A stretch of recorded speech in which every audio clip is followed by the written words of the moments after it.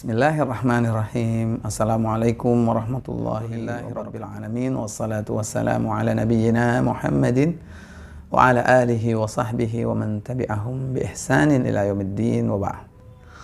Saudara-saudaraku sekalian yang berbahagia, semoga semakin hari di bulan Ramadan ini semakin semangat meningkatkan ketaatan kita kepada Allah Subhanahu wa taala. Setelah kita mengetahui bahwa ada hubungan yang erat antara Ramadan dengan Al-Quran, antara puasa dengan Al-Quran, apakah maknanya bahwa Ramadan ini hari-harinya hanya diisi dengan puasa dan baca Al-Quran saja? Tentu tidak. Adalah salah satu amalan ibadah yang tidak kalah hebatnya untuk kita ingat, kita tingkatkan di bulan Ramadan ini adalah al-infaqu fi sabilillah, yaitu berinfak di jalan Allah Subhanahu wa taala, memberikan apa yang kita punya untuk di jalan Allah Subhanahu wa taala, berkontribusi di dalam jalan Allah Subhanahu wa taala. Dari mana kita tahu bahwasanya infak ini menjadi salah satu perkara yang penting?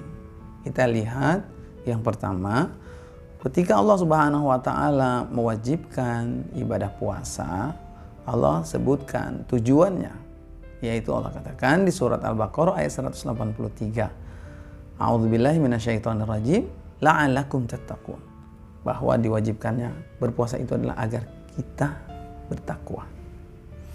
Lalu di antara makna orang-orang yang bertakwa itu, Allah Subhanahu wa taala di surat Al-Baqarah ayat selanjutnya ketika menyebutkan hudal lil muttaqin, yakni ayat ketiga, bahwasanya salah satu sifat orang bertakwa itu adalah wa mimma razaqnahum yunfiqun, dan dari sebahagian yang kami rezekikan kepada mereka, mereka infakkan.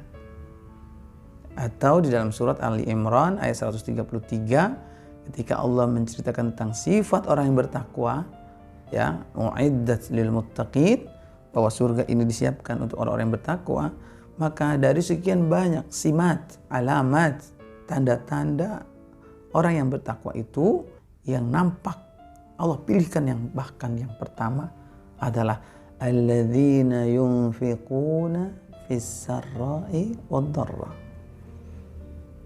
Orang-orang yang mereka berinfak baik dalam keadaan as-sarra, senang, wadharra, maupun dalam keadaan sempit. Allah sebutkan yang pertama. Bahkan yang menarik di situ Allah sebutkan seakan-akan infak itu tidak terpisahkan dari orang yang bertakwa, baik dia dalam keadaan senang maupun dalam keadaan susah. Jadi kalau kita berpikir bahwa infak itu hanya ibadah yang bisa dilakukan oleh orang yang kaya saja, perlu diluruskan. Yang membedakan antara orang yang kaya dengan orang yang sedang sempit adalah besaran infaknya. Tetapi infaknya itu melekat pada orang yang bertakwa. Saudara-saudaraku sekalian yang berbahagia, mengapa infak menjadi penting? Karena sesungguhnya infak ini adalah sebagai tanda, sebagai bukti bahwa unsur iman begitu kuat dalam diri kita. Nilai takwa itu begitu kuat adalah kita bisa menundukkan hawa nafsu kita, syahwat kita. Di mana salah satu syahwat yang Allah jadikan sebagai fitrah dalam diri kita ini adalah hubbul amwal. Cinta kepada harta. Cinta kepada harta. Siapa saja yang cinta kepada harta itu ternyata bukan orang miskin saja. Orang kaya pun cinta terhadap harta. Maka sebagai bukti bentuk bahwa dia itu sudah menundukkan hawa nafsunya adalah al-infaq, mengeluarkan infaknya. Jadi saudara-saudaraku sekalian yang berbahagia, ini hubungan antara ibadah puasa bulan Ramadan dengan infak. Di dalam hadis Nabi SAW diceritakan oleh sahabat Ibnu Abbas, ya, disebutkan dalam kitab sahihnya Imam Bukhari, bahwa sahabat Ibnu Abbas radhiyallahu anhu mengatakan, kana Nabi sallallahu alaihi wasallam ajwadun nas. Beliau adalah manusia yang paling dermawan. Bahkan ajwad ini al-jud di sini ternyata kedermawanannya bukan hanya dari sisi amwal, tetapi kedermawanan dalam hal memberikan kebaikan, termasuk harta di dalamnya. Jadi di mana ada kebaikan bermanfaat buat orang lain, maka diberikan. Maka kata Ibnu Abbas radhiyallahu anhuma, wa kana ajwadu ma yakunu fi Ramadan.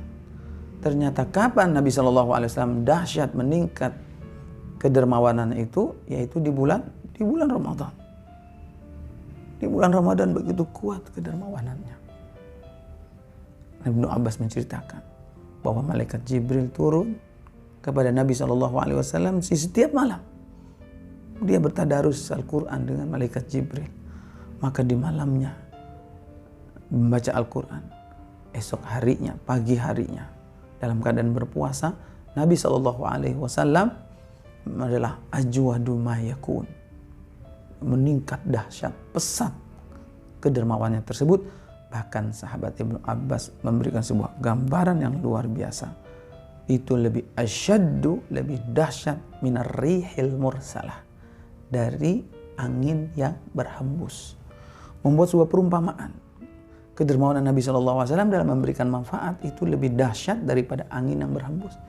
Di mana sifat angin itu adalah dia cepat dalam bergerak, itu segera, wasari'u, bersegera.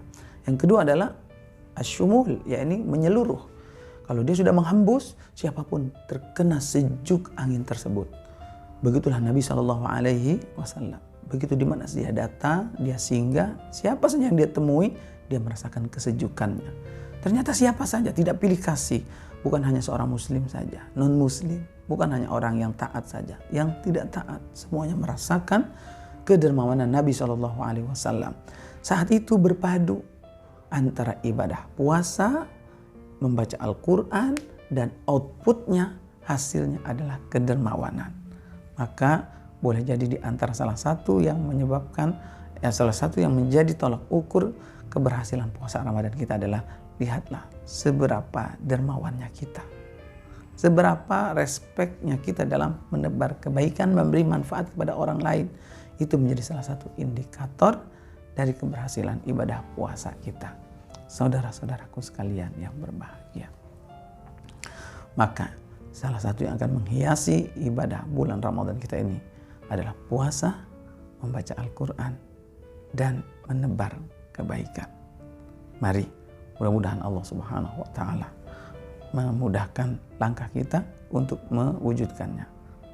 Wassalamualaikum warahmatullahi wabarakatuh.